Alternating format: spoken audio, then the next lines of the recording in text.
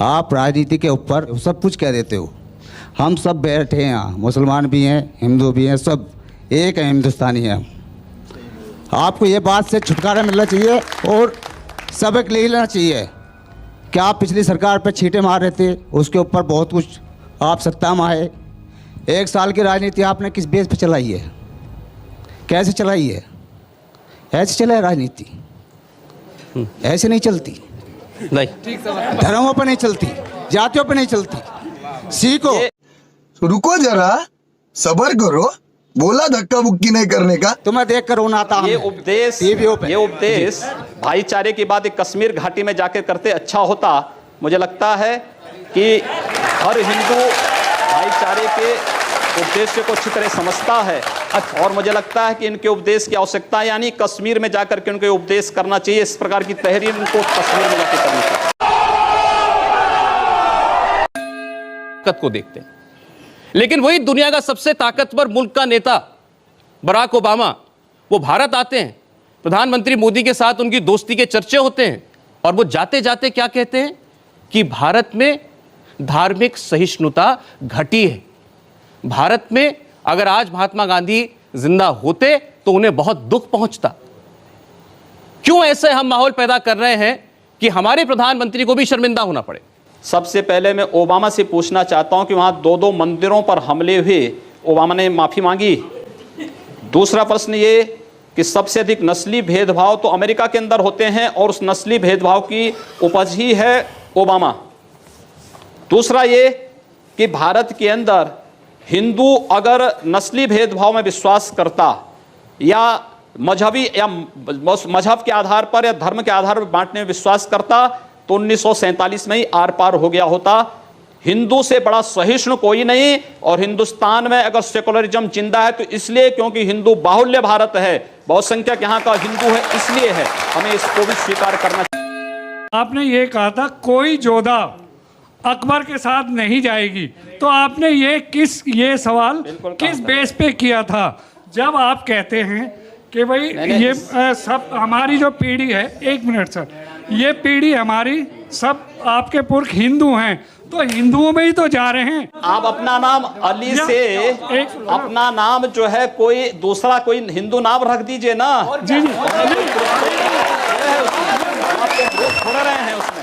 सवाल ये है कि जोधाबाई अकबर के यहाँ क्यों जाएगी? किसी सेल्यूकस की पुत्री भी तो चंद्रगुप्त के घर में आएगी। मजा आया। मैं आपसे सिर्फ ये पूछना चाहता हूँ, आपकी सरकार जो आई थी वो पाकिस्तान का 1 मारे, अगर उसने हमारा इंडिया का 1 मारा हम उनके 100 मारेंगे। जिस दिन से सरकार बनी है उस दिन से कश्मीर में डेली पंगे हो रहे हैं। चीन हमें डांट रहा है, क्या ना श्रीलंका हमें डांट रहा है। दूसरी बात, पहलू जो हमारे सवाल का ये है कि आप अभी कह रहे हैं जो संप्रदाय के लोगों ने जेल भेजना चाहिए, तो सबसे पहले आपको जाना चाहिए। रुको जरा, सब्र करो। मेरा नाम राजेश चौधरी है। नमस्कार जी। और ये सामाजिक सांप्रदायिकता फैलाने का कि योगी जी को जेल जाना चाहिए, मोदी जी को जेल जाना चाहिए, हमारे बीच से एक दर्शक ने कहा था, तो मैं कहना चाहता हूं जो सांप्रदायिकता को सबसे ज़्यादा बढ़ावा देते हैं उनका नाम है ओवैसी। तो ओवैसी को भी तो जेल में डालना चाहिए, ओवैसी को भी तो जेल में डालना चाहिए। आपको जो है इन्होंने जो बात कही है, मुझे लगता है कि इस प्रकार के जिहादी उन्मादियों का नाम ही लेना अपने आप में पाप है, इसलिए इन पापों का नाम मत लीजिए, जाने दीजिए, उसको छोड़ दीजिए। मेरा नाम डॉक्टर अहमद खान है। आदित्य जी, आप वैसे तो बहुत भोले हो और बहुत चेहरा भी आपका ऐसा लगता है कि वाकई बहुत मासूम हो, लेकिन आप जब भी बात करते हो कुछ ऐसी बात करो जिसे पब्लिक के लिए अच्छी लगे और देश चलने की बात हो। आप करते हो कश्मीर की बात करते हो, आप करते हो पाकिस्तान से हम मुसलमानों की बात करते हो कि बाहर भेजो। नहीं, आपका अगर ये एजेंडे में है कि मुसलमान इस देश से चले जाएं तो बताओ कहाँ जाए भेजो, उन्हें कहाँ भेजना है? अगर आपका यही है, भाई आप तो योगी हो, आप तो कम से कम उनको आशीर्वाद दो। सारे देश के लिए सब फूल हैं आपके बराबर, आपके लिए। मैंने ये तो नहीं कहा कि मुसलमानों को पाकिस्तान भेज दीजिए।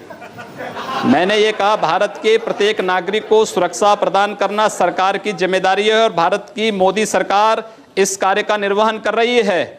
लेकिन आपसे मैं पूछना चाहता हूं, कश्मीर में हिंदुओं के साथ जो कुछ हुआ, क्या कभी आप लोगों ने निंदा किया?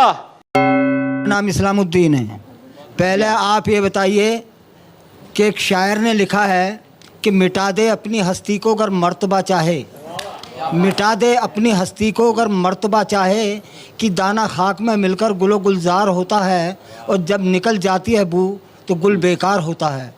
आप फ़कीरी लाइन हैं, तो आप दुनिया में क्यों पड़े हुए हैं? आप पहाड़ों में जाके तपस्या क्यों नहीं कर रहे? फ़कीर को चाहिए क्या?